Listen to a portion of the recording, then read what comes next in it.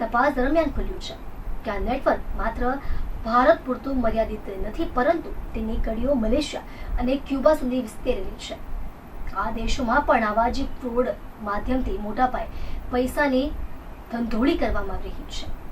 આ આરોપી પોતે નેટ બેન્કિંગ માટે આઈડી અને પાસવર્ડ જનરેટ કરી રોઝર પે જેવી ફિનટેક એપ્લિકેશન મારફતે આંતરરાષ્ટ્રીય ટ્રાન્ઝેક્શન માટે ચાઇના મોકલતો હતો. એટલું જ નહીં, કેટલાક ગુનાઓમાં ઓટીપીના દુરુપયોગ માટે મલ્ટી ડિવાઇસ સોફ્ટવેર અને વચનામાં આધારિત એપ્લિકેશન પણ વાપરવામાં હતા. ફ્રોડને દસ્તાવેજી માન્યતા આપવા માટે આરોપીએ પોતાના પિતા અને બહેનને દર મહિને 30,000 પગાર આપીને નોકરી પર રાખેલા હોવાનું પણ ખુલ્યું છે, જ્યારે વાસ્તવમાં તેઓ કોઈ કામગીરી કરતા ન હતા. ફક્ત કાગળ પર દેખાડવા માટે તેમની હાજરી રાખવામાં આવતી. સુરત ક્રાઇમ બ્રાન્ચ અને સાયબર સેલ દ્વારા સંયુક્ત તપાસ ચાલી રહી છે. અત્યાર સુધીમાં કેસમાં 4 થી વધુ વ્યક્તિઓની ધરપકડ કરવામાં આવી છે અને વધુ કેટલી બેંક એકાઉન્ટ્સ, મોબાઈલ ફોન અને લેપટોપ જપ્ત કરવામાં આવ્યા છે. તપાસ અધિકારીઓએ કેસમાં ઇન્ટરપોલ અને ઈડીને પણ માહિતી આપી છે, જેથી આંતરરાષ્ટ્રીય કડીઓ તોડીને વધુ તપાસ આગળ વધારી શકાય. પોલીસ દ્વારા નાગરિકોને અપીલ કરવામાં આવી છે કે કોઈ અજાણ્યા વ્યવસાય કે ઓનલાઈન નોકરી માટે પોતાના દસ્તાવેજો શેર ન કરે. સરળ નફાના વાયદા સામે સતર્ક રહે અને કોઈ શંકાસ્પદ વ્યવહાર જણાય તો તરત પોલીસનો સંપર્ક કરે. सूरत शहर के उधना पुलिस स्टेशन विस्तार में उधना पुलिस की टीम वाहन चेकिंग में थी. इस दौरान उसको एक व्यक्ति को उन्होंने रोका था, जिसके पास से कुछ डॉक्यूमेंट मिले थे. रौनक करके ये व्यक्ति है. डॉक्यूमेंट मिलने के बाद उसको जब पूछा गया डीप में, तब उसने बताया कि ये डॉक्यूमेंट सारे उसके वो जहाँ काम करता है वो मीत करके एक व्यक्ति है, मीत खोखर, उसके पास से उसको मिले हैं. तो फिर पुलिस ने मीत के पास पुलिस गई थी.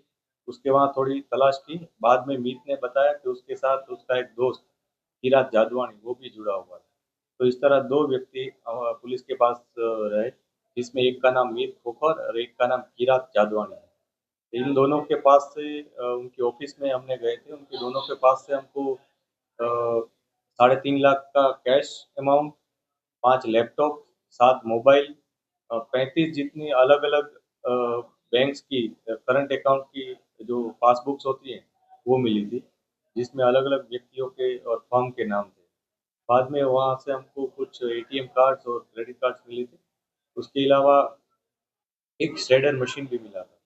फिर उनको इस बारे में पूछा गया तो शुरुआत में उन्होंने कुछ पुलिस को मिसगाइड किया, लेकिन बाद में डीपली उनको इन्वेस्टिगेट करने पे पता चला कि वो लोग करंट अकाउंट खुलवा कर उसको ऊपर किसी को सेल करते थे.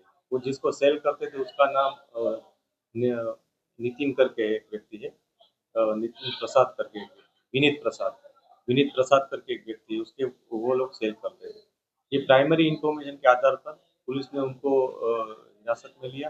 बाद में उनके खिलाफ केस दाखिल किया गया, जिसमें उन्होंने फ्रॉड डॉक्यूमेंट बनाए थे अलग अलग फर्म के, और फ्रॉड डॉक्यूमेंट के आधार पर उन्होंने जीएसटी नंबर भी उसके लिए थे, और उसके आधार पर उन्होंने करंट अकाउंट खोले रहे थे.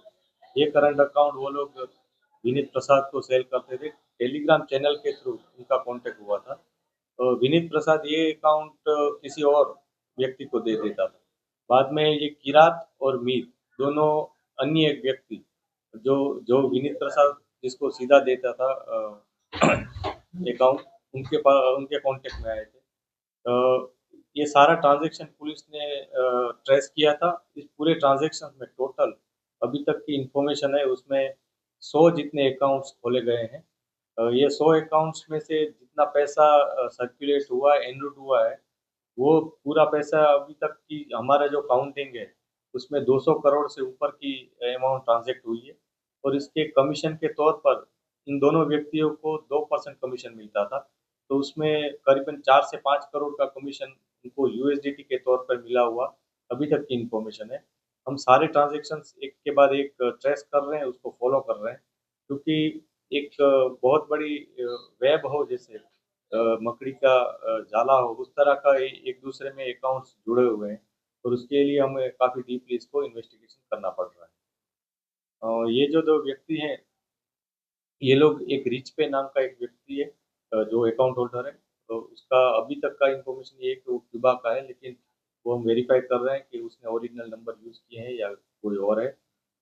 उस रीच पे को ये लोग अकाउंट सेल फर्दर कर रहे थे। तो उसमें साइबर फ्रॉड के पैसे आए हुए हों, ऐसी अभी प्राइमरी जानकारी है। क्योंकि ये जो पूरी घटना है उसमें कई जगह साइबर के केसेस भी हुए हैं, और उसके कारण कुछ अकाउंट्स फ्रीज़ भी किए गए थे। पुलिस ने अभी तक सारे अकाउंट्स को जाँच नहीं पाई है, हम सभी को अभी जाँच रहे हैं। सभी को हमने फ्रीज़ करवा दिए हैं। अभी तक हमको जो मुद्दा माल मिला है, उसमें हमने 1 करोड़ 40 लाख रुपए का जो आरोपी है उसके अकाउंट में पैसे वो फ्रीज़ करवाए हैं। फर्दर और कुछ हमें इन्फॉर्मेशन है कि उनके पास कैश भी है, उसकी जाँच पड़ताल अभी